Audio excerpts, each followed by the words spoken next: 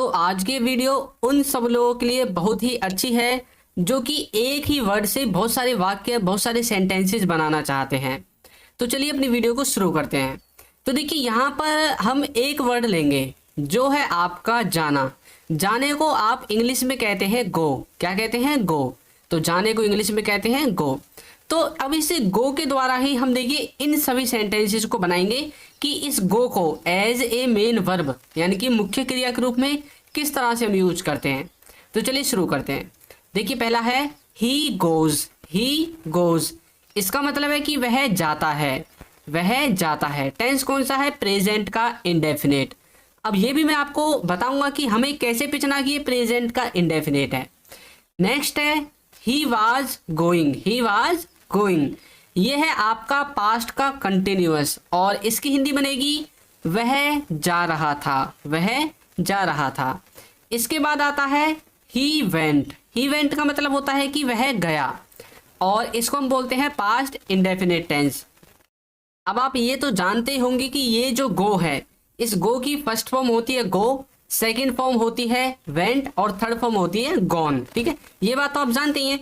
और नेक्स्ट देखिए मॉडल में किस तरह से बनेगा। He might be going. He might be going तो यहाँ पर जो ये माइट है ये आपका मॉडल वर्ब है। तो देखिए इसी गो को हमने मॉडल के साथ यहाँ पर ऐसे इस्तेमाल कर दिया और देखिए सब जगह गो ही है, सिर्फ इसका जो ये है फॉर्म ही तो चेंज हुआ है। कहीं पर वेंट हो गया है क्योंकि ये भी इसकी सेकेंड फॉर्म है और कहीं पर इसमें आईएनजी लग गया है तो कहीं पर एस या ईएस लग गया है। एक और देखिए गो का प्रेजेंट का नेगेटिव देखिए ही डज नॉट गो, वह नहीं जाता है। ही डज नॉट गो या फिर ही डजंट गो, वह नहीं जाता है। पास्ट का नेगेटिव देखिए ही डिड नॉट गो या फिर ही डिडंट गो, मतलब वह नहीं गया, वह नहीं गया। उसके बाद है मॉडल में negative he would not be going. He would not be going वह नहीं जा रहा होगा। मॉडल में कैन के साथ देख लिए ही कैन गो, मतलब वह जा सकता है। मॉडल में शुड के साथ देखिए ही शुड गो, मतलब उसे जाना चाहिए। तो देखिए एक ही गो को हमने इतने सारे टेंसेज में, इतनी सारी मॉडल्स के साथ, इतनी सारी हेल्पिंग वर्ब के साथ जो है हमने इसको इस्तेमाल कर दिया। अब लेकिन हमें कैसे पता चलेगा कि भाई कहाँ पर इसमें आईएनजी लगेगा, कहाँ पर वेंट लगेगा, कहाँ पर इसमें जो है खाली गो ही आएगा और कौन से टेंस में किस तरह से इसको उपयोग करते हैं। तो देखिए सबसे पहले तो ये था ही गोज। हमें कैसे पता चला कि प्रेजेंट का इंडेफिनेट ही है। तो देखिए जब आपने टेंसेज पढ़े थे तो आपने वहां पर एक चीज सीखी थी कि प्रेजेंट के इंडेफिनेट में वर्ब की फर्स्ट फॉर्म के साथ एस या ईएस लगता है। ये इकलौता ऐसा सेंटेंस है, ये इकलौता ऐसा टेंस है पूरे टेंसेज में प्रेजेंट का इंडेफिनेट जिसमें वर्ब में एस या ईएस लगता है। तो यहाँ पर गो के संग एस या ईएस है तो इसलिए हमें पिछन गया कि भाई ये जो है प्रेजेंट का इंडेफिनेट है। अब देखिए ही वाज गोइंग, यहाँ पर कैसे पिछना। तो आप जानते हैं वाज वर्ब का इस्तेमाल हम पास्ट में करते हैं और वाज वर्ब का इस्तेमाल पास्ट के कौन से टेंस में करते हैं? कंटिन्यूअस टेंस में करते हैं। तो पास्ट का कंटिन्यूअस, और जब भी कंटिन्यूटी की बात होगी तो वर्ब में आईएनजी लगेगी और यहाँ पर हमारी वर्ब क्या थी? गो। तो गो में हमने लगा दी आईएनजी, बन गया ही वाज गोइंग, वह जा रहा था, इस तरह से। अब नेक्स्ट है ही वेंट। ये हमें कैसे पता चला कि ये पास्ट का इंडेफिनेट है? तो देखिए जब आपने टेंसेज पढ़े थे तो पास्ट का जो इंडेफिनेट है वो हमने कैसे पहचाना था कि उसमें वर्ब की सेकंड फॉर्म यूज होती है। कौन सी फॉर्म यूज होती है? वर्ब की सेकंड फॉर्म। तो गो की सेकंड फॉर्म है वेंट, तो इसलिए ये पास्ट का इंडेफिनेट है। देखिए ये दो सेंटेंसेज और दो टेंस ऐसे हैं, प्रेजेंट का इंडेफिनेट और पास्ट का इंडेफिनेट, इनमें कोई भी हेल्पिंग वर्ब नहीं होगी जब आप सिंपल वाक्य बनाओगे। बाकी सब में देखिए आपको ये जो गो है ये अकेला नहीं मिलेगा, इसके साथ हेल्पिंग वर्ब जैसे डू डज यहाँ पर है, यहाँ पर माइट है मॉडल वर्ब के रूप में, यहाँ पर वुड है, यहाँ पर कैन है, यहाँ पर शुड है, यहाँ पर डिड है, तो इसके साथ जरूर कुछ ना कुछ मिलेगा। लेकिन प्रेजेंट का इंडेफिनेट और पास्ट का इंडेफिनेट इन दोनों में आपको नहीं मिलेगा। ये सिर्फ आपके वर्ब के ही बेसिस पर बनते हैं। ठीक है, अब ये था ही माइट बी गोइंग। अब हमें कैसे पता चला कि भाई इसमें ये जो है गोइंग ही आएगा? क्योंकि ये जो माइट है, माइट बी, ये आपका मॉडल वर्ब है और जब इसमें बी लग गया, क्या लग गया? बी, तो इसके बाद जो वर्ब आएगी या तो वो वर्ब की थर्ड फॉर्म आएगी या फिर इसमें वर्ब के साथ आईएनजी लगेगी। तो यहाँ पर देखिए वर्ब के साथ हमने आईएनजी लगा दी, इसलिए हमें पता चल गया कि भाई ये मॉडल वर्ब है और कंटिन्यूटी को दिखा रहा है। यदि माइट के साथ बी होता तो ये पैसिव वॉइस में ट्रांसलेट हो जाता। डू डज, डू डज ये जो भी होते हैं, यहाँ पर जैसे हमने डज को इस्तेमाल किया है खाली, तो ये जो डू डज होते हैं, ये डू डज कहाँ पर यूज होते हैं? आप जानते हैं डू डज का इस्तेमाल हम करते हैं प्रेजेंट में। प्रेजेंट में कहाँ पर? प्रेजेंट के इंडेफिनेट में। प्रेजेंट के इंडेफिनेट में भी नेगेटिव और इंटरोगेटिव सेंटेंसेस को बनाने के लिए, तो प्रेजेंट के नेगेटिव सेंटेंसेस में हम इसका इस्तेमाल करते हैं। ही डज नॉट गो मतलब वह नहीं जाता है। नेक्स्ट है ही डिड नॉट गो। यहाँ पर हमें कैसे पता चला कि भाई ये जो सेंटेंस है ये पास्ट का नेगेटिव है, क्योंकि ये जो डिड है इसका इस्तेमाल हम पास्ट में करते हैं और डू डज का इस्तेमाल हम प्रेजेंट में करते हैं। तो डिड का इस्तेमाल हम करते हैं पास्ट में, और सेम उसी केस में जिस केस में डू डज का इस्तेमाल होता है, डू डज का इस्तेमाल नेगेटिव और इंटरोगेटिव में करते हैं, उसी तरह से डिड का इस्तेमाल भी हम नेगेटिव और इंटरोगेटिव में करते हैं। तो देखिए यहाँ पर भी डू और डज दोनों नेगेटिव के रूप में प्रयोग हुए हैं, ठीक है। नेक्स्ट देखिए, ये जो वुड बी था, ये वुड बी आपका क्या है? Would not be. आखिर यहाँ पर ही हमने नेगेटिव में इसको बना दिया है। तो ये जो वुड बी है ये भी एक तरह से हमारी संभावना को दिखाता है। ये एक ऐसा मॉडल वर्ब है जो हमें प्रेजेंट में किसी वाक्य की, किसी काम की पॉसिबिलिटी को दिखाता है, तो ये भी मॉडल का है। उसके बाद कैन को तो आप जानते हैं, ये मॉडल वर्ब में आता है और हमारी एबिलिटी को, हमारी क्षमता को, हमारी पावर को दिखाने के काम आता है। शुड का इस्तेमाल हम करते हैं जब किसी को राय देते हैं, तो यहाँ पर शुड का मतलब है ही शुड गो, तो इसका मतलब है कि उसे जाना चाहिए। और ही कैन गो मतलब वह जा सकता है, मतलब उसकी एबिलिटी को तो कैन दिखा रहा है, और हम किसी को राय दे रहे हैं तो ये आपका शुड दिखा रहा है।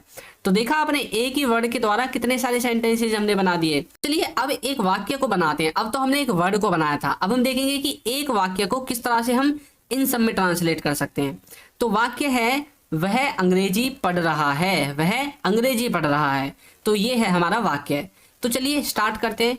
तो हमने लिख दिया he is reading English, he is reading English. पहले मैं आपको एक छोटा सा डिफरेंस बता देता हूँ रीड और स्टडी में। कुछ बच्चे ही इज स्टडिंग इंग्लिश बोलेंगे, कुछ बच्चे बोलेंगे ही इज रीडिंग इंग्लिश। तो ये जो रीडिंग है ना, रीड का मतलब होता है कि जब आप किसी किताब को, किसी लेसन को पढ़ते हैं, लेकिन स्टडी का मतलब होता है जब आप किसी कक्षा में पढ़ते हैं उस चीज को आपको बताना है।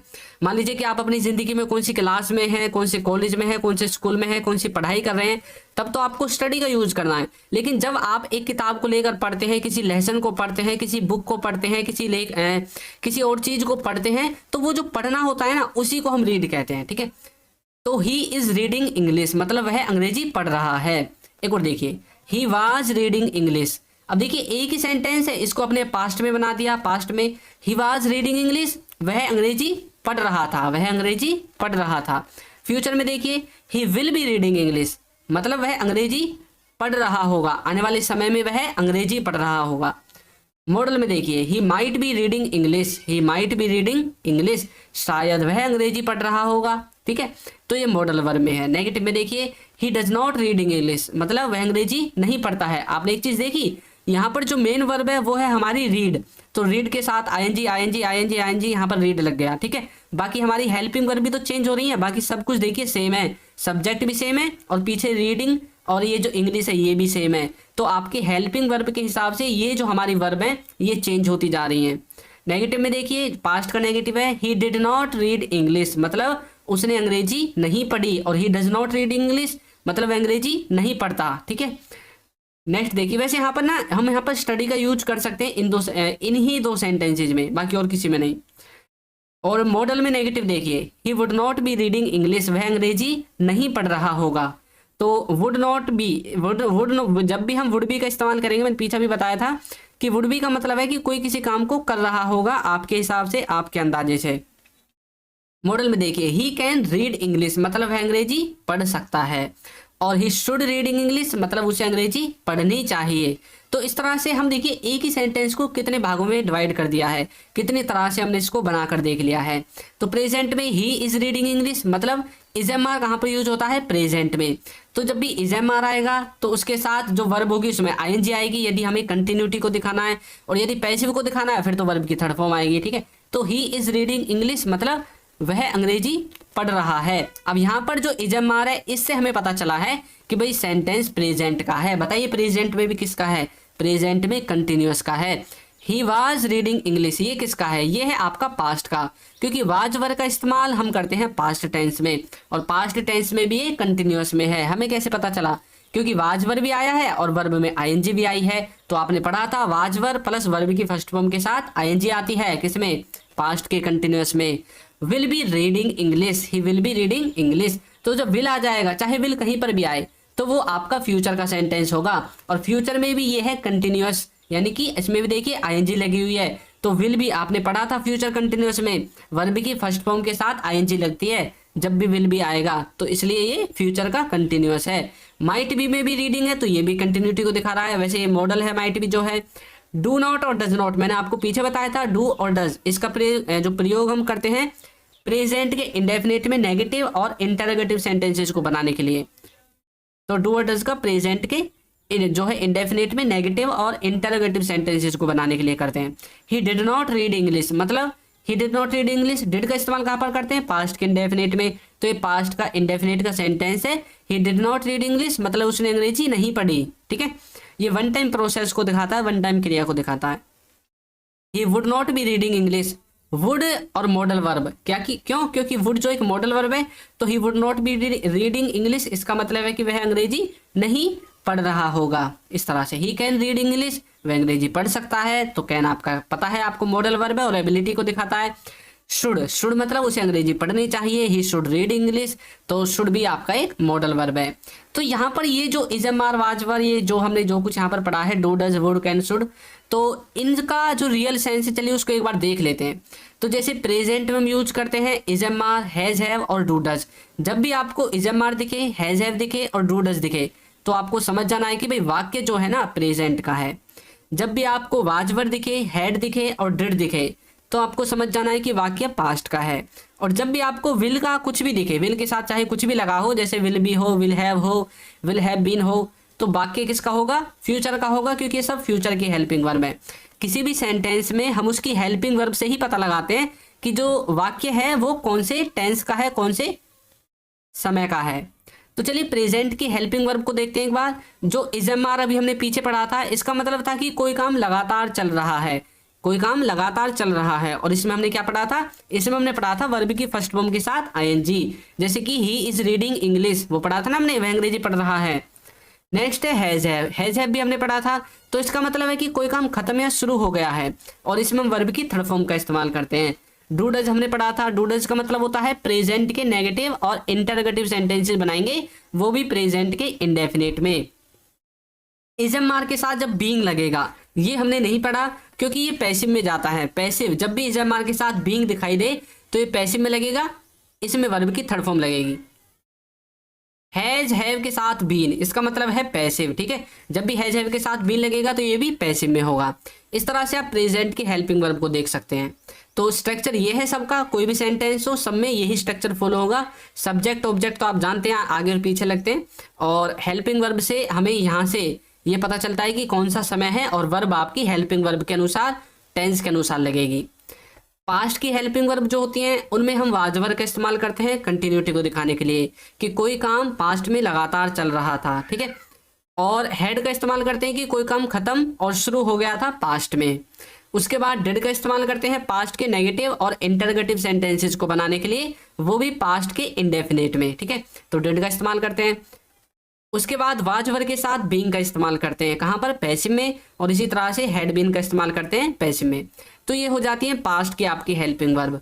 इसी तरह से फ्यूचर की कुछ हेल्पिंग वर्ब है, जैसे कि विल का मतलब होता है कोई किसी काम को करेगा, कोई किसी काम को आने वाले समय में करेगा, तो विल जो है फ्यूचर में यूज होगा। विल भी आपका कंटिन्यूटी को दिखाएगा कि कोई काम आने वाले समय में कर रहा होगा, कोई किसी काम को कर रहा होगा। विल हैव कोई किसी काम को कर चुका होगा या शुरू कर चुका होगा, खत्म कर चुका होगा आने वाले समय में। और विल हैव बीन किसी समय से काम कर रहा होगा, कोई व्यक्ति किसी समय से किसी काम को कर रहा होगा, तो वहां पर आप फ्यूचर में हेल्पिंग वर्ब का इस्तेमाल कर सकते हैं, ठीक है। तो आज हमने सीखा कि एक वर्ड का इस्तेमाल करके कैसे हम एक बड़ा सेंटेंस बना सकते हैं, किसी भी मतलब किसी भी टेंस में क्यों ना हो, कोई भी मॉडल वर्ब उसके साथ लगा सकते हैं। उसी तरह से हम एक सेंटेंस को भी अलग अलग टेंसेज में और अलग अलग मॉडल वर्ब के साथ इस्तेमाल कर सकते हैं, सिर्फ उसकी हेल्पिंग वर्ब को चेंज करके। तो इस तरह से आप भी अपने वाक्यों को किसी भी तरह से कहीं पर भी घुमा सकते हैं, फिरा सकते हैं। तो आपको ये वीडियो कैसी लगी है जरूर बताइएगा, और यदि अभी तक आपने हमारे चैनल को सब्सक्राइब नहीं किया है तो चैनल को सब्सक्राइब कर दीजिए, वीडियो को लाइक कर दीजिए और एक अच्छा सा कमेंट करना बिल्कुल ना भूलें। Thank you.